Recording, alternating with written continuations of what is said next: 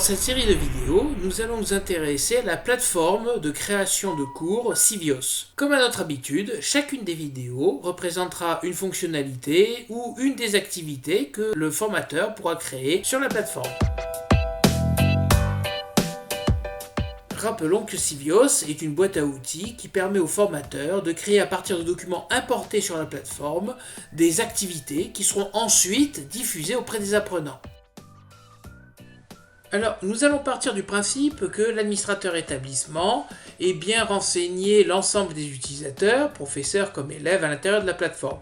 À partir de là, il ne reste plus qu'une seule chose à faire, et bien c'est à l'enseignant ou au formateur de se connecter à la plateforme.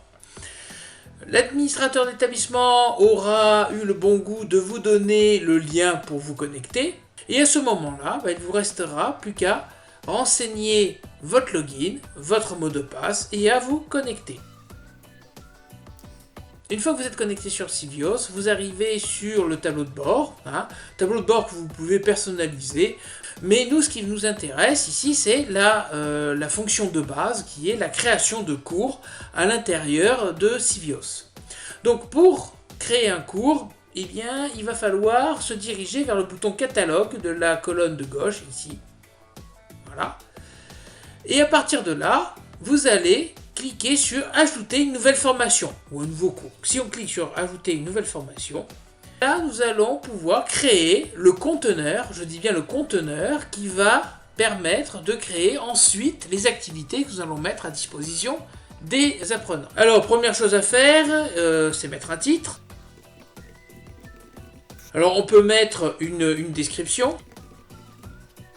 Au niveau de la visibilité, nous allons pouvoir paramétrer que cette formation soit publique, c'est-à-dire que toute personne ayant l'adresse de la plateforme va pouvoir consulter la formation, donc public. Semi-privé, ça veut dire que toute personne qui a un login et un mot de passe pourra consulter la formation. Et privé, alors là, c'est à vous, formateur ou enseignant, de désigner quels sont les utilisateurs qui auront accès à cette formation. Toutes les autres options que vous allez avoir ici n'ont pas pour l'instant de grand intérêt pour une première utilisation de la plateforme. Alors je clique sur suivant pour valider.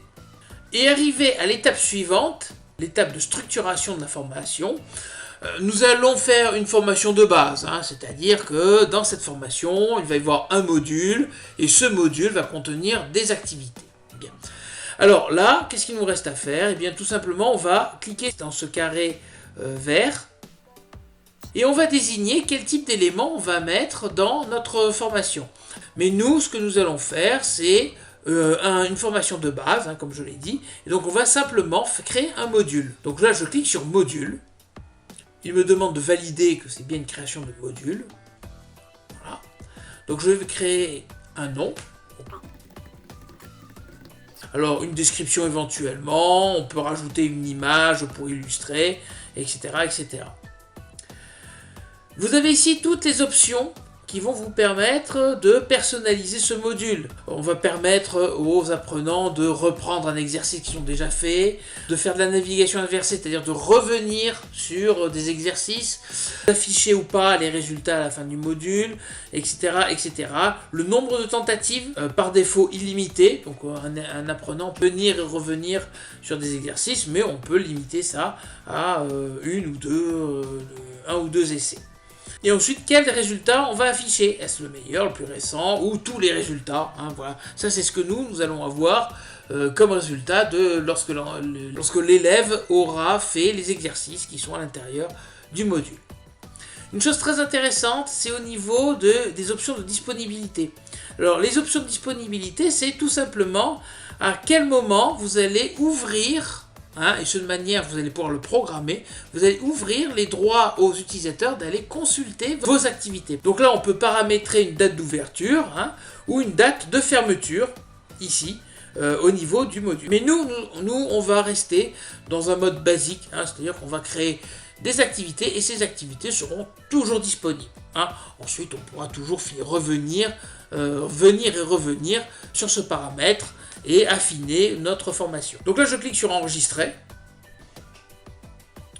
Donc ce module est un conteneur pour les activités, les fameuses activités. À ce niveau, il faut au moins un module obligatoire pour pouvoir continuer la création de la formation. Donc là, comme je n'ai qu'un seul module, je clique sur Mandatory, qui veut dire en anglais obligatoire, hein, et je clique sur Suivant. Et en cliquant sur Suivant, eh bien, j'arrive enfin à la création des activités qui va nous intéresser. Et là, en cliquant sur Add Activity, eh bien, je vais avoir toutes les activités qui me sont disponibles dans Civios. Voilà. Donc là, il suffit que j'en choisisse une. Hein, et à ce moment-là, eh bien, on va pouvoir la mettre en place. Donc là, je vais décider de prendre une activité toute simple, car le but de cette vidéo n'est pas la création de l'activité en elle-même, mais la création du conteneur, c'est-à-dire du cours. Et là, je vais prendre par exemple celui-ci, où là, je vais juste demander aux apprenants de composer un texte. Voilà, donc, très bien. Donc là, je dois confirmer que c'est bien cette activité-là, très bien.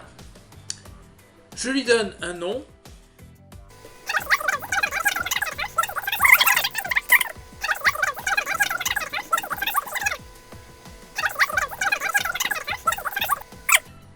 Donc, la première activité que j'ai créée est ici, très bien. Bon, je peux après en créer d'autres en cliquant de nouveau sur Add Activity qui est ici. Bien. Donc, une fois que j'ai créé des activités, je peux cliquer sur Suivant, ici. Et en cliquant sur Suivant, eh bien, c'est là que je vais décider quels sont les élèves qui ont accès à ce module. Donc là, il me suffit de cliquer sur Ajouter des membres.